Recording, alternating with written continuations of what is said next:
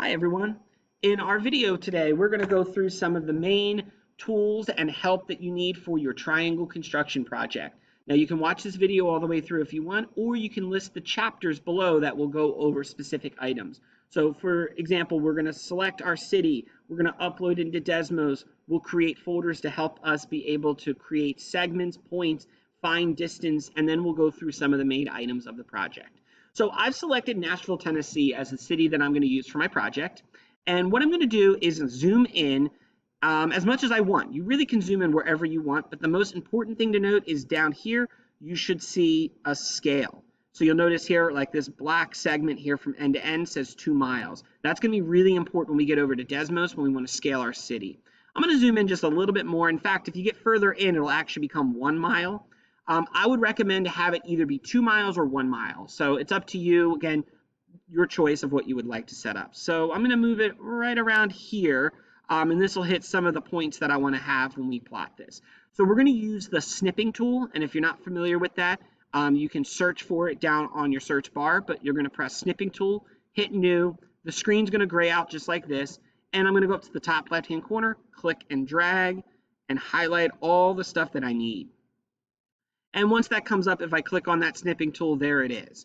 So what I'm actually going to do is save this. So you can probably go up and either hit the save button or you can right click and hit save as. I'm going to save it to my desktop. You can save it anywhere you like, and I'm going to call this Nashville Demo. And so I'll be able to find that in just a moment when we head over to Desmos. All right, city is selected. So now we're going to go to desmos.com/geometry, and we're going to start with a brand new project here. Up in the right-hand corner, first thing I'm going to do is click on the settings, and we're going to turn on the grid, and we're going to turn on the axis. If you want to use the boldface, I'm going to use it for this video, but you can do that as well if you want to see the lines a little bit clearer. Now, right away before I do this, I'm going to go up and actually save this project. So I'm going to call my Nashville demo. You can call yours whatever you want. Now, unlike most projects and documents that we use, this does not autosave. So it's extremely important as we're doing this project to press save as you're going. Anytime that save button is blue means that there are unsaved things that you've done. So try to set yourself a little reminder every 5, 10, 15 minutes to do that. And I'll even do the same as we do this problem. Okay, so I'm ready now to go ahead and upload my city. So we're going to hit the plus button. We're going to go down here and select image. And now this is where I'm going to go ahead to my desktop. There's my Nashville demo photo, and we're going to click upload, and there it is. Now, one thing that's really important here is that we need to make sure that 1 unit on Desmos equates to 1 mile. So if I zoom in really close here, you'll see that there's that 1 mile that we talked about. Now, right now, you can actually see that if I move this right there, that's 4.4, and this is not 5.4. So I need the length of this to be 1 unit. So what we're going to do is click, and I'm going to drag this. So for example, there's 5. I need this black line to be all the way down to here. So we're just going to keep stretching it, and maybe every unit I'll check. So 6, still got to keep going. And now we're at 7. You see we're getting closer now. This line, if it was touching the 8, we know we would be done. And we're going to keep doing that. We're getting much closer. And this is going to be different for every screenshot you have. Now you can see right there, that's probably good enough. The edge of this black line is touching on 9 here at the top, and the edge of this one is touching at 10. So now the size of my picture is good to go. Now you can put this picture wherever you want on the coordinate plane.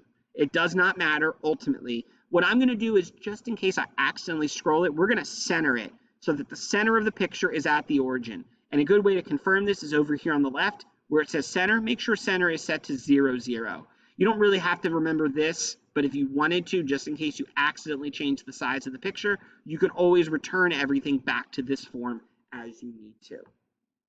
One last feature about the photo before we go on. This is pretty bold and it might be hard to see points. At any point, you can change the opacity. So for example, it's at 1 right now. If I go 0.5, you see it's a much more faded view of the city. That might be easier on your eyes as you're starting to plot points and segments. But you can change this at any time and feel free to drop it down or move it up as you need to. So we are just about ready to actually start our project. There's one more organizational piece I want to talk about, and that is to create subfolders so that these folders will house our points, our segments, and eventually our distances. So I'm going to go up here to the plus, and we're going to go create a folder. And you'll see that it creates this folder icon. I'm going to call one of my folders points, and then create another folder for my segments, and then one more folder for my distances or lengths, whatever you want to call it. And I'm going to slide these. You can move this down at any point here to kind of organize those items out. Okay, you can make more folders or organize it differently if you like, but the folders are going to be extremely helpful when we have lots of points and segments all over the place. So let's go ahead and let's create some of our first few points. So I'm going to pick 3 of my favorite places in Nashville, or I guess 3 of the most important places that I feel like we should connect together. And so that is going to be the Grand Ole Opry, which is up here. So I'm going to use this point tool. If I click the drop down, you have 2 choices, point or midpoint. I'm going to select point. And I'm going to hover over where the Grand Ole Opry is and click it. And that'll create a point. Move down here to the Nashville Airport. I'm going to go ahead and click maybe right around here. And then lastly, somewhere around downtown. In fact, right around here is where actually the Tennessee Titans have their stadium. So let's go ahead and put something there. Now, one really important thing is after you've created points or segments, it's always helpful to click on the arrow tool because now you won't accidentally start creating other things. So now I have my 3 points. What I need to do next is after creating them is I want them to be over here in my folder so that we can use them for future items. So to do that, we're going to go up to this menu right here, and this is going to list all of the different things we've constructed. So you can see when I hover over, it's hovering over various points here. If you actually click and you drag this down, P sub 1, P sub 2, and P sub 3. Now you can leave this as P sub 1, 2, and 3, but to me that might be something hard to remember. So I'm going to kind of just flicker this. That's my Grand Ole Opry. So I'm actually going to change P1. We're going to call it G. And then for label, you can call it whatever you want, but I'm just going to call it, you can call it point G if you want, but I'm going to actually go ahead and call it Grand Ole Opry so I remember that when we're doing our work. My second point looks like that is Titan Stadium. So let's go ahead and make that a T, and we'll just say Titans for the Tennessee Titans. And then finally, we have our airport down here. So I'll highlight this, call it point A, and let's go ahead and label that as airport. That's going to be really helpful once we have a lot of stuff going on here. Okay, so we've created our first 3 points. Let's go ahead and create our first 3 segments. So up here right now, it still says I have something selected. So let's press the back button, go back to our original menu, and now this tool is our segment, line, ray, so on tool. Let's start with the segment tool. So I have the segment tool selected. I can hover over Tennessee Titan Stadium, click, and connect it to the Grand Ole Opry. And now I have a new point, or new segment, I should say. And we're going to do that from the Opry down to the airport, and lastly, the airport back to Titan Stadium. So you see that we've created a triangle here. Now, just like we did with the points, I'll go back to the arrow tool. I want these lines to be down in my folder so that we can use them for future measurements. So I'm going to click and drag and click that into my segments folder. So click and drag, and lastly, we'll click and drag. Now we can leave these lines as L1, L2, L3, and the main reason why is because right here, this is actually how we'll remember. Segment AT, oh, that's connecting the airport to the Titan Stadium. That's connecting Grand Ole Opry to the airport, and so on and so forth. So we have that there, and I don't necessarily need to even label these as well. So first major steps are done. We've created points, we've created segments. Next thing we're going to do is we are going to classify this triangle. So let's talk about how we do that next. So in order to do that, we need to find the lengths of these 3 sides. So to do that, we're going to use the tool distance. We do not have to use the distance formula for this, thankfully. We're going to type the word distance, parentheses, and then let's say I want to find the distance from the Grand Ole Opry point G to Titan Stadium T. So that's 5.12. We're going to put this in our lengths folder. So if you hover over here and click, you'll see that creates this like line. That tells me it's inside of the folder. Let's get our other distances. So we have distance of, let's see, we get a TA. So capital T, comma A. That's the distance between Titans and airport. And the last distance that I need is airport to the Opry. So A to G, and that's 4.78.